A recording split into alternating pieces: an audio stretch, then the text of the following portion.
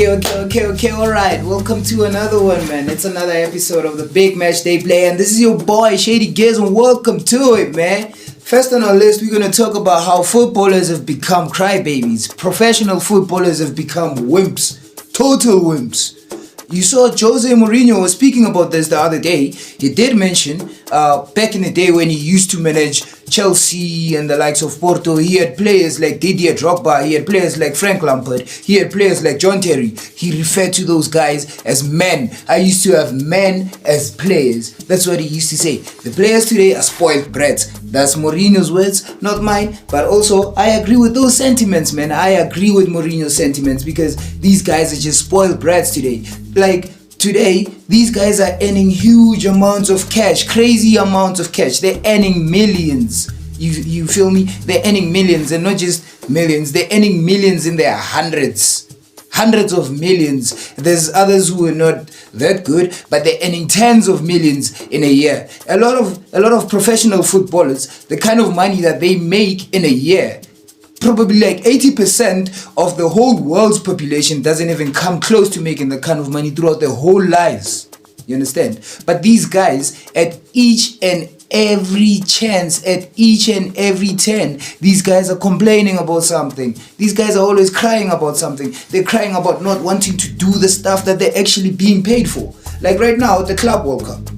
I'm seeing a lot of players, especially players who play in Europe. They're there now. Everyone is complaining about the weather. They now I think it was in the first week, just after the first game that they played, Atletico Madrid, the club from Spain, Marcos Llorente, this guy.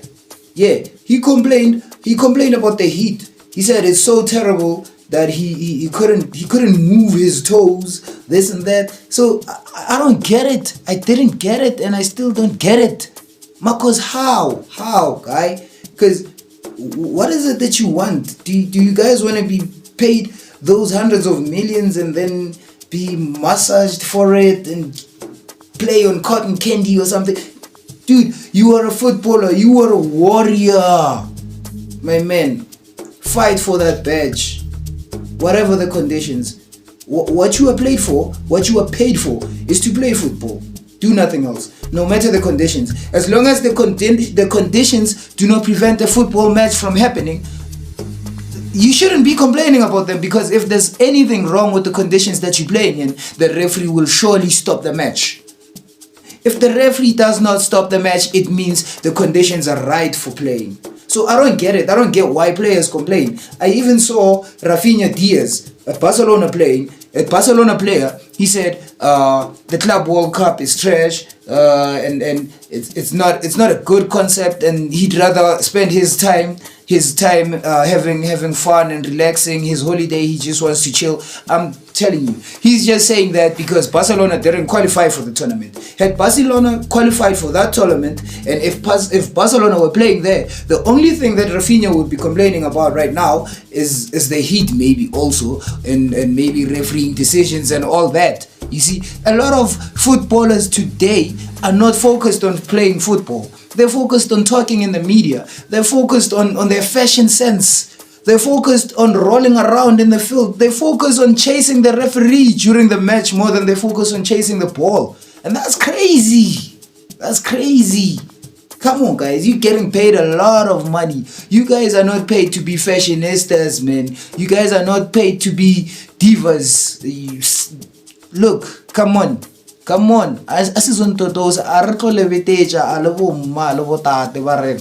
here to play football, and what you're getting paid for is playing football. You're a professional footballer. Stop complaining, for God's sake. Play football, man. Play ball.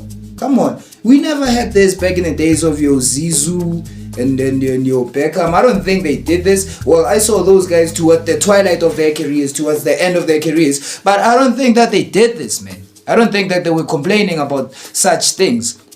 And also, while we're still talking about complaining players, we should also talk about the female footballers. Female footballers are out here talking about they need to be paid equal pay as the men. Equal work, equal pay. Same kind of work, same kind of pay. Come on, you're not doing the same kind of things as the male football players. You're not bringing in the same kind of money. You're not bringing in the same kind of followership, viewership eyes as the male footballers. You understand? I'm not saying female football is inferior to male football, but let's be honest. If you run or own a company and you have two employees who are doing the same kind of job, but one of these employees is bringing in $1 million a year and one of these employees is just bringing you 1,000 a year, whatever the currency, there's no way that you're going to pay these people the same kind of money. You're not going to appreciate them the same way. You understand? Male football has been worked on for so many years to be at the level that it's at, for the players to be playing the way that they are playing. And it's not the females' fault that has happened, right? I'm not saying they shouldn't be paid the same as the men because of that, right? But what I am saying is that female football is nowhere near the same levels as male football. When you watch female football, even when you're watching the national teams or the big clubs, your Man United, Barcelona and whatnot, aside from just picking out one or two players, when you look at everybody, they look like amateur footballers. They look like junior footballers. They look like they're playing under 13 football. You see, you have to be patient and bear with a lot of the stuff that you see on the field. You understand? So I don't see it as being feasible that the women are going to be paid the same as the men. I saw not so long ago, I was watching I was scrolling through sports channels on my TV, and then I saw there's actually even male netball now. You see, if I was a netball follower and I saw those guys, those male netball players talking about they're going to be paid the same as the female players, I would blow a gasket, I would blow a fuse straight up, because those guys play nothing like the ladies. You understand? When they play, you can see that, okay, these guys are trying, these guys, they want to do what these ladies are doing, they're trying to do what these ladies are doing, right? But it's just not, the movement is not as organic, it's not as natural, like the things that they do, the tricks, when they catch the ball, it's not the same as when the ladies do it. And that is why ladies netball is more prominent than male netball. I only learned about male netball like a week or two ago. You understand? So come on, let's be real. The ladies, there's no way that they can end the same as the males. Not so long ago, there was a friendly match between the Swiss international team and an under 15 football team, like a group of boys, under 15 boys. They played against the national team, a team that represents the whole Swiss nation, right? Those ladies, they got whooped by those boys 7-1, right? And they still want to get paid equally as the men. Do you get my point of me saying it doesn't look the same, it's not as organic and whatnot? You get beaten 7-1 by under 15 boys. You're a full professional. It's not the same. You see, you're not at the same level, but they can beat you. You're supposedly not at the same level. They're probably at a higher level than you. So, like, come on. Instead of females complaining about earning more, they should play in a way that makes the world want them to earn the same as the males. Earn it. Don't come here demanding it. Earn it. Right? Don't be like that, ladies. And there's a guy I want to talk about. There's a man I want to talk about who is in football management. I don't know. This guy is a perennial underachiever. You cannot mention the word underachiever in Europe and not mention this man's name. You'd be way off the mark, my man. Because Diego Simeone, we need to talk about Diego. I don't know if it's a matter of bad luck or it's a matter of he just cannot get the job done or what. Diego Simeone has been at Atletico Madrid for so long, so long, and Atletico Madrid, I think they've done everything that he's asked of them. Like, they've signed big players for him. They've signed players with ridiculous amounts of money for him this time. There were times when they signed João Felix for close to a world transfer fee. You understand? So I don't understand. What is it with Cholo? He doesn't win anything. Over the past 10 years, Cholo has just won one league title, right? Just one league title. Not even a Copa del Rey. Come on. If I'm Atletico Madrid management, I'm looking at my team as one of the top teams in Spain. I can't be year in and year out playing and aiming for a top 4 spot. That is not it, man. Come on, we can't be playing for that year in and year out. we should be winning something as Atletico Madrid. Atletico Madrid is a big team. They are a big institution, right? I don't think Atletico Madrid should be a team whose ambitions just end at being number 3 in Spain and maybe getting into the semi-final now and then of the UEFA Champions League. Real Madrid, not Real, Atletico Madrid have a potential to do much more. I think 2 or 3 Champions Leagues in the past 10 years, they could have been to the final. They may have probably even won one. Had Cholo been smart enough and not wanted to play in the same kind of way all the time and all that. But we'll talk about some other day. Let's talk about the other Madrid team. Real. What the hell is it that is happening at Real Madrid, or rather was happening at Real Madrid? Because ever since the Club World Cup started, the Real Madrid players are just saying things that are making you ponder and wonder what it is that was happening in that dressing room when Don Carlo was still there.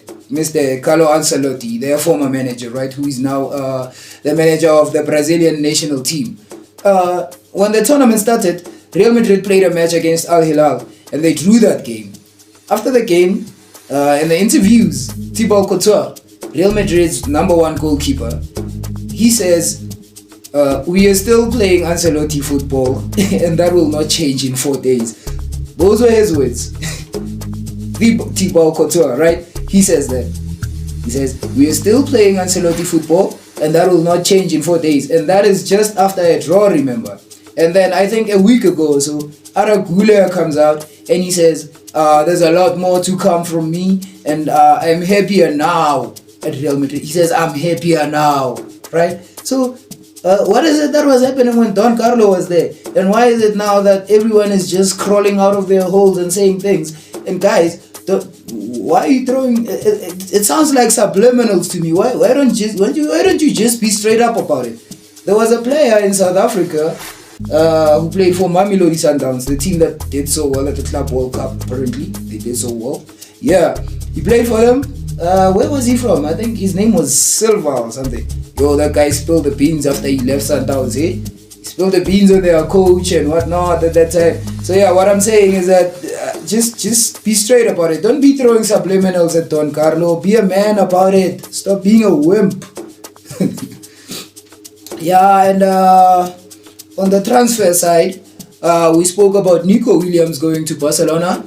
The update on that right now is that Nico Williams' team has stalled the negotiations now, because they are asking for a guarantee that Barcelona will be able to register Nico Williams.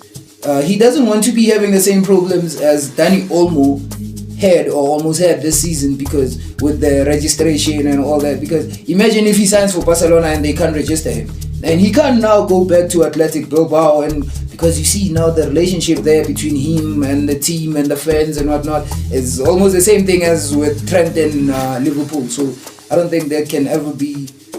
Barcelona need to make sure that they get Nico from Atletico Bilbao, man, because now they're going to leave the boy in the mud if they do not get him to come there. So yeah, Deco, Laporta, everyone on the board, y'all need to work hard and get that boy there, right? You need to get Nico Williams at Barcelona. I see also Barca signed Rooney Bergy, the young boy. I don't think though Rooney will be playing so much. I think he will be used in the same kind of role as Aragula in Real Madrid's last season or last 2 seasons. Yeah, but like how Don Carlo used Aragula, I think it's the same way that Hansi Flick is going to use Rooney Bergy. I don't see much space for him in the team, and I don't know much about them. I'll be honest, I don't know much about him, but I do not see much space for an unknown player right now in the Barcelona team, because that lineup is fire at the moment. And when you're looking at their transfer targets at the moment, you can tell there's no place for newbie or unknown attackers right now who actually, you need to have Lamine Yamal kind of talent if you're unknown and you want to break into the team at this point right now, eh? Let's move to League One. AS Monaco, they finally sealed the deal for Paul Pogba. 2 years contract with the renewal option for club. I'm so happy for Paul Pogba, man. I'm happy that he bounced back. Also, the Ansu Fati deal is probably like 90% done now. Yeah, all that is left is for the medicals to be done. I think they will announce Ansu Fati in the next 1 or 2 days. He will be announced there by AS Monaco. Because you also see Barcelona have now given the number 10 jersey to Lamine Yamal. That will also be announced officially in the next few days. But yeah, they have given him the number 10. And you remember Lamine said he was not going to take that jersey number until his friend was not wearing it anymore. And now that he's taking it, obviously it means his friend is not going to be wearing it anymore. So yeah, that is it.